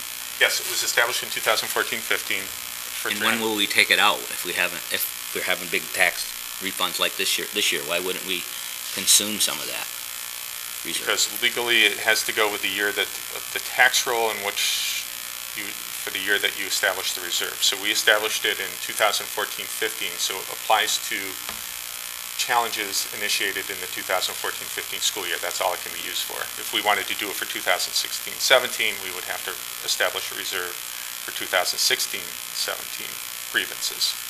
It's Okay. year by year. I didn't ask the right question, so I'll try it again.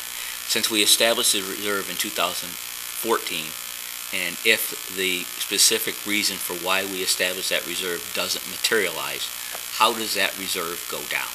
Okay. It's actually ironic because we discussed this in the Business Practices Committee, and we're going to talk about that. I think Kathy just left with it in terms of the minutes. We're actually looking at liquidating that reserve. That's the committee's making that recommendation. So we don't have any further claims. Say sometimes there's a rollout, several years it can take place, but we're done with 14-15. So we're actually, the recommendation that you'll hear later is for us to reestablish that reserve, close out the existing reserve, and establish a new reserve for tax tertiary that we have with Macy's and other property assessments in the current school year, 17-18. And when we make that recommendation, will it be a net increase in the reserve or a net decrease in the reserve? It will probably be a slight increase because we've had interest earnings over time, but it's basically going to be at that same $350,000 amount. Okay, so we're just shifting the reserve from 2014 to a more current reserve. Correct. Okay. And then if you look at the fund balance sheet, it would appear as though we're going to have like a $1.3 million surplus on that. So how are we going to fold that $1.3 million surplus into our $1.5 million deficiency that we're going to have so that we can cover, so we don't have to have so much anxiety over the $1.5 million. We only have to have anxiety over $300,000. Can we do that? Say that again? Well, according to that fund balance sheet, it looks like we're going to have approximately a $1.2 million surplus this year. Okay, so since we're going to have a surplus this year and we're budgeting for a deficit next year of 1.5 million, 1.5 deficit less 1.2 overage is a $300,000 deficit. So will that roll forward so we really only have a $300,000 deficit instead of a $1.5 million deficit? Well, anything that's surplus that's applied, well, the other thing to remember is next year's budget, we're up to $900,000 in use of fund balance. But that sheet reflects that. So again, it looks like we're going to have a $1.2 million surplus. So since we're going to have a surplus at the end of this year of $1.2 million, that means we have to do one of two things. We're going to be over the statutory limit, which is the 4%, which again, we can do that and take the lumps for doing so. But we also know that we have a deficiency next year of 1.5 million. So my real question is, can we take the 1.2 million that we've got potentially, if it does materialize, can we take that and roll that in so that we can use that for next year so that we don't have a $1.5 million deficiency? Well, what we can do is we can't go over the legal limit, the 4%, but we can put it into reserves, which we also can use as a source of revenue. We can appropriate reserves as we can appropriate fund balance as well. Okay, so are we planning to appropriate 1.2 million to soften the $1.5 million if the 1.2 million comes to fruition? Right now, that's not part of our plan. Part of the plan would be if that 1.2 materializes, and it's March, we still have 3 more months of school to go. I hear you. What we're saying is basically we end up with a surplus at the end of the year. We can put that in reserves, which will allow us, again, it's future planning for tough budget times. We'll have that money available to us and can appropriate that in a tough, if we have another tough situation, we have another revenue source that we have available to us that would help to avoid more reductions, to have another balance that we could draw from on the revenue side. Another way to look at it is this. We're planning now to spend about $900,000 to fund next year's budget. If there's 1.2 million extra, that would replenish the 900,000 we just spent.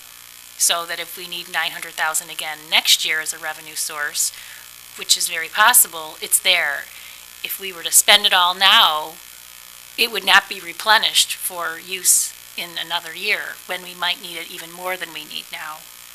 Does that make sense? Did I get it right? Makes sense, but again, if it's 1.2 million and you're using 9, you're going to be 300 to the plus. So what are you going to do with the 300?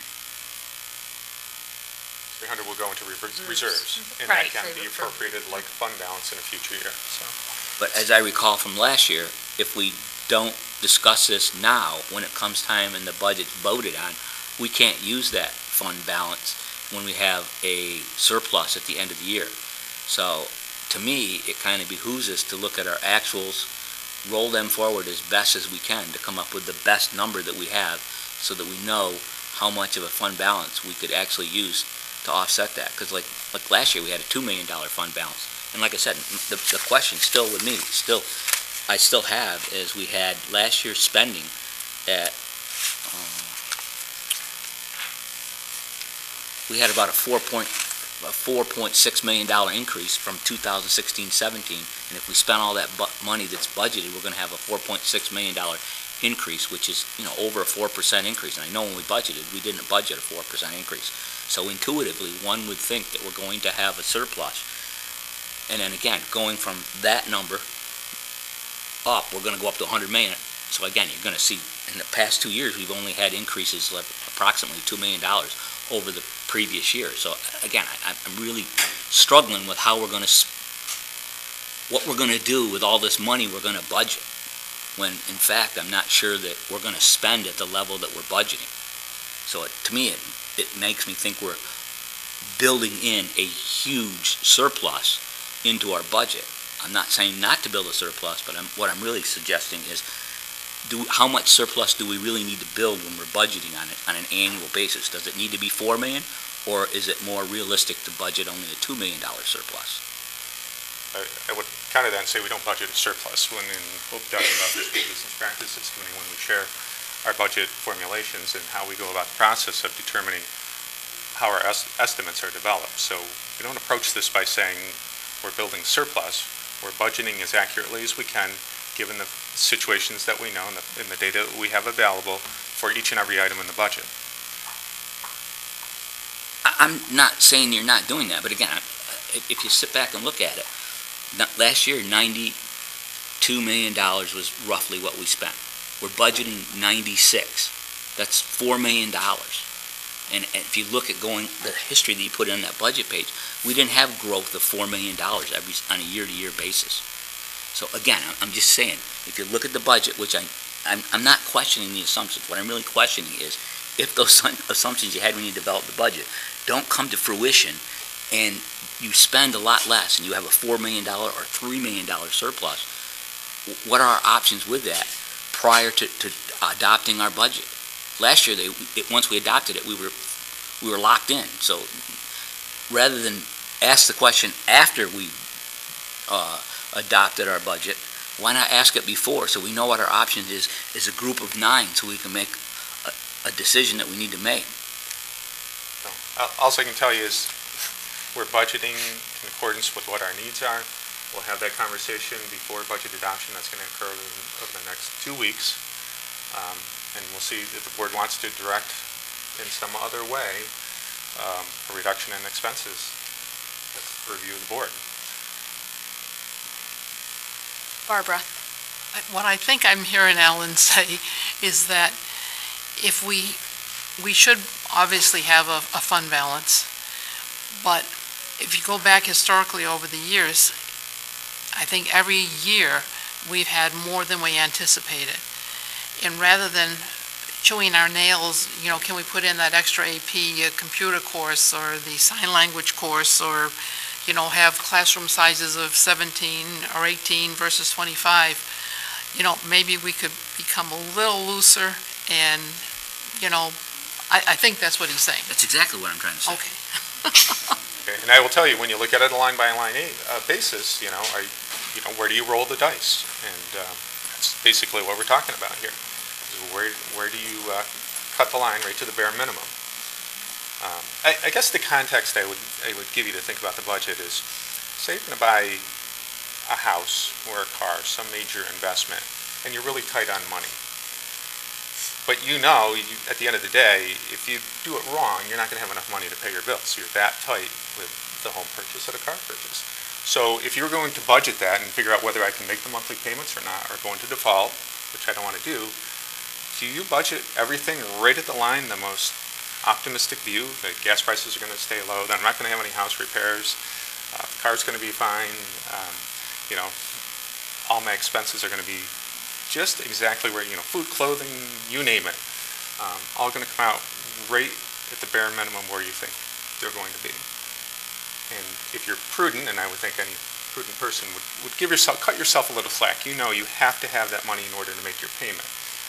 You're probably going to go a little higher on your clothing expenses, your food expenses, maybe what you're going to spend in gas or a home repair, just to ensure that you have enough money to pay your bills, because you don't have another way to do that. We're kind of in the same boat with the school budget. We can't just go to the piggy bank and draw money out if we overexpend it. We have to live within the budget that's established. So when we look at the budget in terms of developing what we believe to be our needs, we're looking at data, and we're also trying to make some judgments about what could happen here. If gas prices go up, well, maybe they go down, maybe they go up. I'm not 100% sure. We're going to cut it right to the line. We're going to see ourselves a little bit of room knowing that. Special education students, we have quite a bit of transiency within special education students. Their costs can be anywhere from $50,000 for a program to as much as $125,000. Assume the best case scenario, the no new students are going to move in or not. You take a few of those factors and you can swing a budget by quite a bit. But that's the role we have. We have a fiduciary responsibility. The board has a fiduciary responsibility to make sure that we have sufficient resources to meet the needs, the educational needs, student needs in any given year. And we do our best job trying to budget for that. If you, at the end of the day, when you're doing your budget, if you're buying that house or that car, and if you, at the end of the year, you say, wow, good, I saved a little bit of money, I didn't have I budgeted well, I have a little extra money and I still can afford my house or car, I think everybody would say that's pretty good. I'm glad I'm in that position. We as a school district need to make sure we can say we're pretty good that we're in that position where we have a little bit of savings. I think as we've also talked about and we've demonstrated as well, in the Suburban Council, we're in the worst shape to survive any sort of economic downturn. We have the lowest amount of fund balance and reserves of any of the 13 suburban council school districts. And we've historically had that for 5 years now. That's what got us through the last crisis. We drew from that heavily. Where we are going forward, I'm not sure in terms of the financial picture for New York State, the federal government. But as we've already seen, this year we're drawing more on fund balance. Next year could be even worse. We may need to draw more. The board has a fiduciary responsibility to make sure we can ride those waves, and that's why governmental agencies have the right to have fund balance and reserves to help them in those times, because they can't arbitrarily just raise property taxes to whatever level they need for any given year. You have to have some money to draw upon to help stabilize governmental functions during periods of economic downturn. So we're doing that, but we're certainly not doing that anywhere near what our colleagues are doing in the Suburban Council schools. We are the lowest of all of them. So I think that's another factor that the board has to consider in this process as well.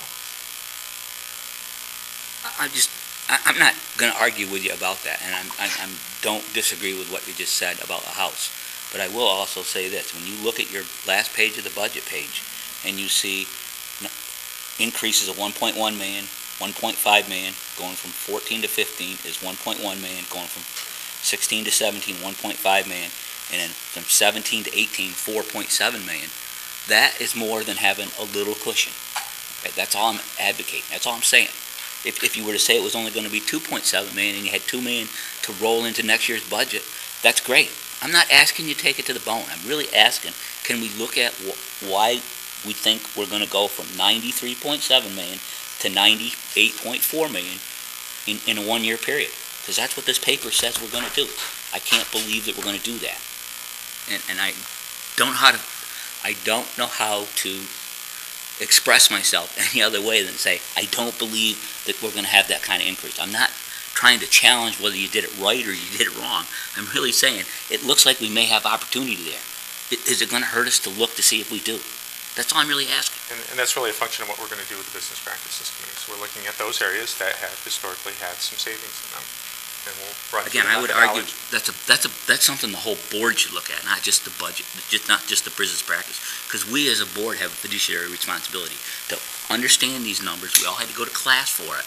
And to put it in a little capsule like the Business Practices Committee, to me, is very disrespectful to the members that are not part of that, because it's just a report out, and I don't know whether we're going to, not being there, I don't know what's going on. And I'm not saying we're not going to know it all, but I mean, I think it would behoove all of us to be able to understand that as a governing body, because we're the ones that are responsible for this budget. We're the ones that vote on it. And I think all of us have to have a knowledge of what these numbers represent. It just can't be the 4 people in the Business Practices Committee that you're going to educate on this. I disagree with that wholeheartedly. And then you vote no, because you don't feel that you're well informed. I feel, after listening to the discussions and the questions and looking at the budget and trusting the people who are making this up, that I am informed. And if you feel you're not, then you vote no. Okay.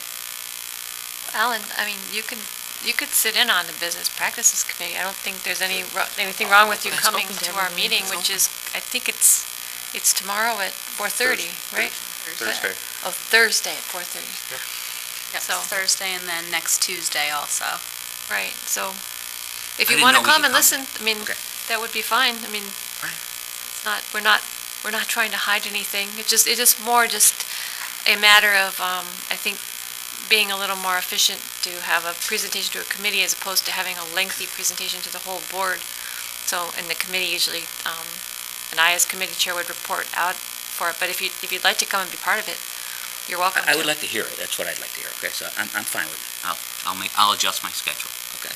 Okay. Thank you. Okay. Are there any other questions on the budget or the financials? Okay, so I think we need a motion now to approve the financials that were originally on the consent agenda. Barbara, second. Alan? All those in favor? Aye. Opposed? Passes 9-0. Okay, and now we move down to board president information. There's 2 items this evening. The first relates to the upcoming Board of Education election. Petitions are available through the district clerk for any district resident who might be considering running for the Board of Education. There are 3 3-year terms on the board that expire June 30th, 2018, and 1 2-year term that expires May 15th, 2018. In order to be eligible to run for the Board of Education, nominating petitions with 53 or more signatures from qualified voters in the district must be submitted to the district clerk on or before Monday, April 16th, 2018 at 5 p.m. Anyone who has questions about the duties and responsibilities of a board member may contact the superintendent, the board president, or any current member of the Board of Education. A candidate must be able to read and write, be at least 18 years of age, a qualified voter, and a district resident for at least 1 year prior to the date of the vote on Tuesday, May 15th. Candidates do not run for a specific seat on the board. If there are more than 4 candidates running, the individuals with the 4 highest vote totals are elected. The candidate elected with the lowest total vote serves for the 2-year term of office and will begin their term on May 16th. Further qualifications and information is available in the packet, available through the district clerk. Okay, are there any questions on that? So that one term is actually 2 years and 6 weeks because they start serving right Yeah. away. And the next item relates to the Capital Region BOCES budget and board election vote. The 2018-19 Board of Cooperative Educational Services budget and election will take place on Wednesday, April 25th, 2018. There are 3 seats up for election. This is the date of our special board meeting that takes place at 8 a.m. Are there any questions on that? Yes, Alan? Who the candidates are running for that yet or not? Not yet, no. No, I think at that meeting on April 11th, the dinner meeting is when the candidates, and we know who they are. Okay, I thought in the past, like, I forget the guy that's from Guilderland, Mr. Phelan. Sometimes people come and ask us to support them. Okay, that's But what I yeah, meant. yeah. All right. He came and The another, seat's up, right? Yeah, he was reelected last year. yeah, I mean, it's not, Different people. but you were just using that as an example. Yeah, right. Yeah. For some unknown reason, I thought we had to nominate people. That takes place at that meeting, right? I think they're just presented, aren't they? They just, at that point, they put in their, we don't vote for them then, but that's when they, it's like when we have We to get to have our see the list of signatures people. by a certain day Yeah. and presented, and then it can be announced. Okay. Thanks for that, okay. Thank you. Okay, now we move on to action items. School business management action. Neil? First item this evening is a contract for driver education services. This is with Bells, and they're requesting a rate increase of $3. That would bring the rate to $360 per student for the upcoming school year. May I have a motion to approve the contract for driver education services? Kathy, second. Teresa? Are there any questions or comments? Wasn't, Go ahead. wasn't there some, I don't have it in front of me, that it's 440, what's the difference in the? There's the behind-the-wheel component, which is Bell's Okay. driving school, and then there's Okay. also in-class instruction, which is the Okay. other portion of that. And the 360 goes to Bells and the other goes here, or is it the Bells instructor who does it here? I'm not sure That's who's okay. providing the classroom instruction. We've hired people, or Bells has hired people. I Okay, can't recall how it's being done currently. okay. I guess I just have one question. Do we have students enrolled? Do we have a good complement of people? Do we know that we're going to do it for sure?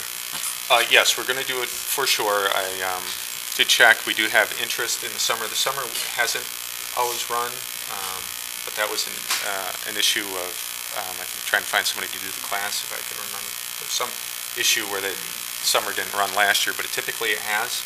If there aren't enough, they would cancel the session, but there's been strong interest in the driver education program. Okay, because I just remember a couple of years ago, there was I forget what the issue was. Either it was or wasn't going to happen. That's why I was asking. Yeah, I know last year the summer didn't run, but the plan is, they've gotten interest, it's actually posted, so they're soliciting interest now for the summer. And they'll know whether they have enough kids. They need 16, I believe, to run the class, so if they don't get 16 students, the class won't run. Any other questions? Okay, all those in favor? Aye. Opposed? Passes 9-0. Next is an agreement with D&T Tutoring Services for a homebound student. Okay, may I have a motion to approve the service agreement with D&T Tutoring Services? Judy, second Kathy. Questions or comments? All those in favor? Aye. Opposed? Passes 9-0. Next is a recommendation to approve an internship agreement with Maria College. May I have a motion to approve the Maria College internship agreement? Allen, second Seema. Questions or comments? All those in favor? Aye. Opposed? Passes 9-0. And finally, this evening, we're pleased to have another donation of musical equipment. We received a donation of a Yamaha keyboard and stand from Ms. Alka Ikar. May I have a motion to accept the donation? Barbara, second Judy. Any questions or comments? Again, other than thank you very much for the generous donation. We really appreciate it. Okay, all those in favor? Aye. Opposed? Passes 9-0. Thank you, Neil. And now we move down to Board President action items. There's one this evening, and that is adoption of the proposed 2018-19 school calendar. And I think everybody's had a chance to review this. May I have a motion to approve the 2018-19 school calendar? Alan, second Judy. Are there any questions or comments? This is like BOCES essentially has the same calendar, right? We're close, but we're not identical. Okay. But that explains, I mean, some of them is because BOCES is doing certain things. Yes, we're close. Okay. Any other questions? I just had one regarding September. I noticed that, I don't have it up on my screen right now, but I noticed that typically what we do with Jewish holidays when they fall in September, is there, I know this is going to sound strange, but I always feel it's interesting in that we start school typically on a Thursday, and then however the Jewish holidays fall, the following week they get a day off, and then the following week they get a day off. Is there any way, not to change this year obviously, but in next year's, is there any way to change when we start school so that it's not such a, I think about the young kids especially, they're going to start school on Thursday and Friday and kind of get into the rigmarole of schoolwork, and then they're going to get Monday off. And then the following week they're going to get another day off. And I just feel like it kind of changes the rhythm of things, especially for families and that. I'm kind of away from that right now, but I'm just thinking about the younger ones. I know the older ones are excited about it. You know, I have not looked ahead to when the Jewish holidays fall in 2019. They could be in October. I know. So it's different every single year we have. And that's what I guess I'm asking, is that when that does happen, when they do fall on those following weeks where you have school starting and they're only there for a couple days, and I think even for kindergarten, don't they start like half day? No. They're full day on that first week. Okay. So that was the only Change the Jewish question I had. holidays. No, I'm not even saying, No, obviously not that. I'm Sure. just saying when they do fall so close to the start of the school year, if there was any way to have school start sooner in the week instead of later where they're only having a couple days on that first week of school. That's the only statement I guess I had. Okay, so noted. Next year, we'll look at that. Yes. I just have a question. Sure, Seema? I know that we got rid of the, what is it called, gradual entry day for kindergarten, and then the calendar meeting I went to, I don't know if it was building by building that some of the, I guess, kindergarten teams were coming up with kind of an alternative method, like the parents drop off that first day or something like that. I don't know if that's still being discussed or... It was within, I'm looking at Damien, the elementary principals were working on that, and they had committees within their buildings. So Might be building. it's not a gradual entry, but they're looking for activities whereby parents can come in with their children on the first day of school, and then the parents leave, but the children stay. Okay. The other thing they're trying to build into the schedule is an opportunity for the kindergarten children to take a bus ride. And there's a couple ideas floating around that. One is the and they do a The June day? June day. So there's a couple options, and I think it's still in the works. Okay. Thanks. Check, thanks. Any other questions or comments? Okay, all those in favor? Aye. Opposed? Passes 9-0. And now we move down to board committee reports. Audit, Teresa? Our next meeting is going to be on April 25th at 8:15. Right after the vote for the Oh, yeah, BOCES. yeah. Okay.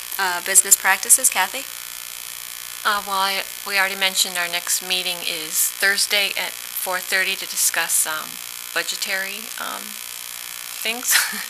And we had a meeting recently on the 14th, and we discussed a number of items. Damien came and discussed, I guess I would say, needing to request additional money to do some more infrastructure work at the middle school. And I think it's going to be a request to the, under the Smart Schools Act, again, just to complete that work at the middle school. And he updated us on that. And let's see, we also talked about the Hiawatha Trails. I gotta get my printout here. We talked about the Hiawatha Trails project, which is, I guess it's across 146 from where the middle school is. And it's in a preliminary stage of development.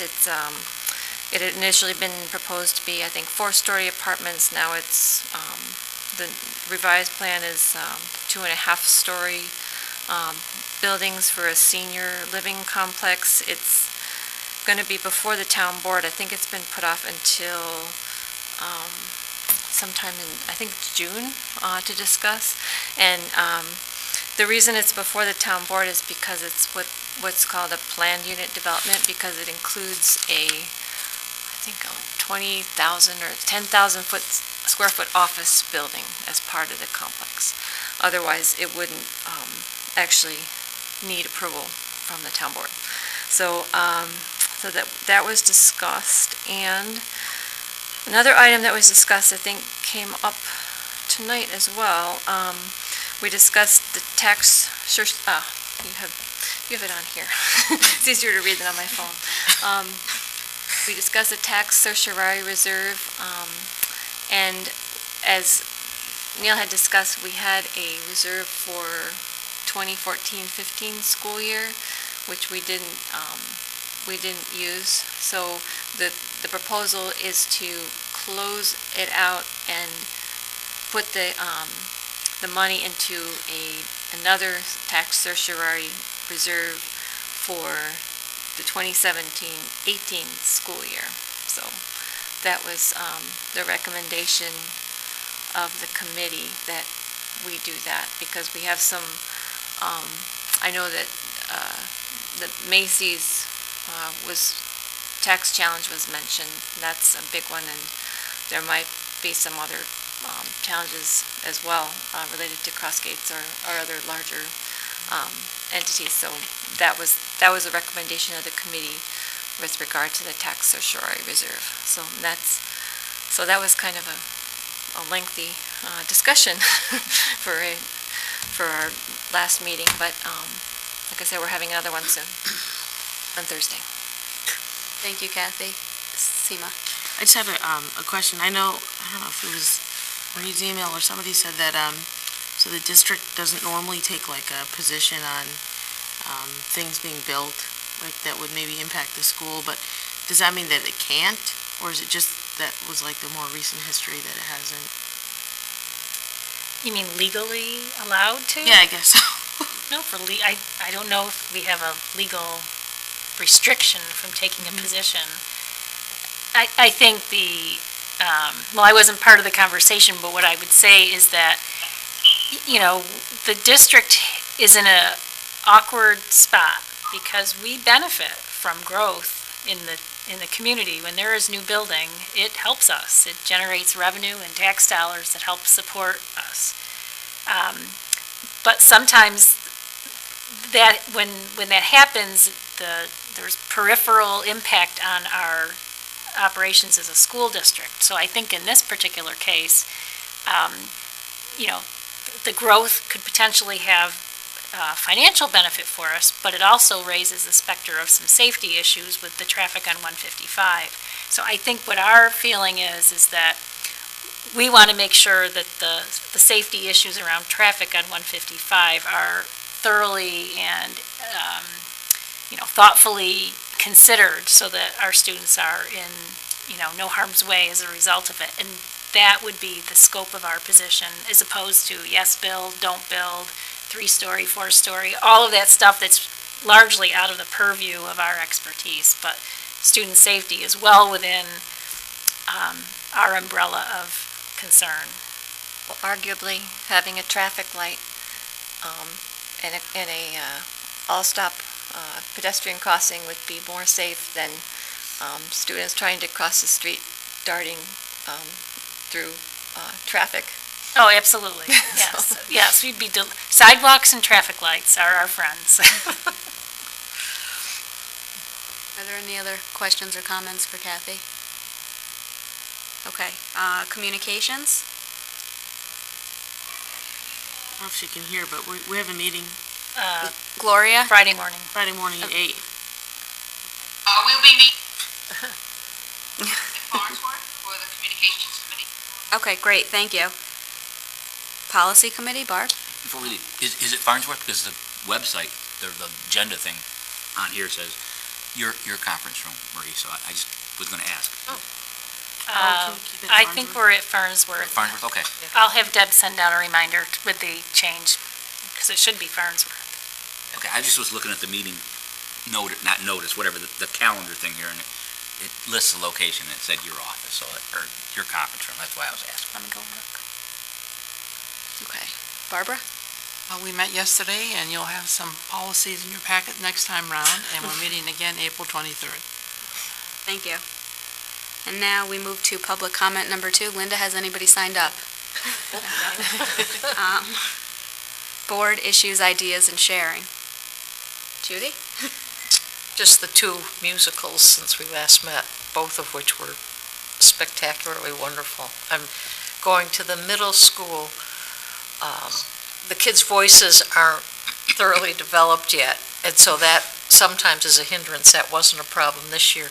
But to see that they take all the kids who want to be there and fit them into the cast with the dancing, and they're doing beautiful, you know, working together and really putting on a great show.